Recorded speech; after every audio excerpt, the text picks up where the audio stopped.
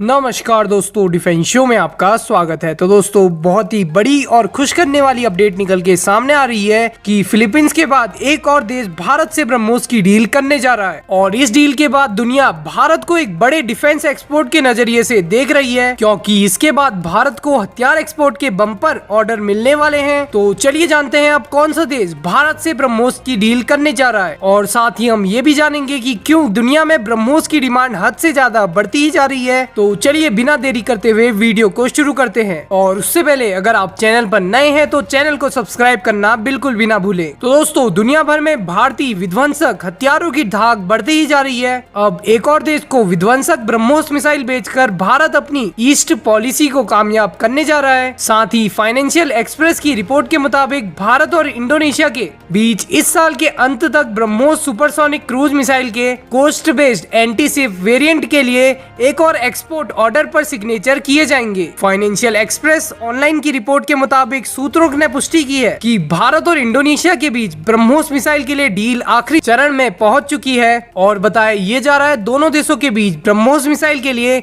ये डील पर इस साल के अंत तक या फिर अगले साल की शुरुआत में मोहर लगेगी। और इस डील के पूरे होते ही फिलीपींस के बाद भारत से मिसाइल इंपोर्ट करने वाला इंडोनेशिया दूसरा आसियान सदस्य देश बन जाएगा। फिलीपींस के बाद से ही ऐसे आइडियाज लगाए जा रहे थे कि इंडोनेशिया इस रीजन के अन्य देशों में से एक है जिसने की ब्रह्मोस मिसाइल पर रुचि दिखाई है। जी हाँ दोस्तों, पूरी दुनिया में भारत उन देशों की लिस्ट में शामिल हो गया है जो कि सबसे ज्यादा हथियार खरीदते हैं। मगर पिछले कुछ सालों में भारत ने अपना टारगेट बदलते हुए हथियारों के इंपोर्ट पर नहीं बल्कि हथियारों के एक्सपोर्ट पर भी अपना टारगेट फिक्स कर लिया है। और सुपरसोनिक क्रूज मिसाइल ब्रह्मोस, जिसकी मारक क्षमता कई सौ किलोमीटर तक है, भारत उसे अपने मित्र देशों को देकर उन्हें बचाना चाहता है। और इस मिसाइल में इतनी खूबियां हैं कि कई छोटे देशों के लिए ब्रह्मोस मिसाइल फायदे का सौदा साबित हो रही है। लिहाजा डीआरडीओ और डिपार्टमेंट ऑफ डिफेंस प्रोडक्शन यानी डीडीपी के लिए ब्रह्मोस हॉट सेलिंग वेपन बन गया है। और भारत सरकार ने 2025 तक ब्रह्मोस मिसाइल बेचकर $5 बिलियन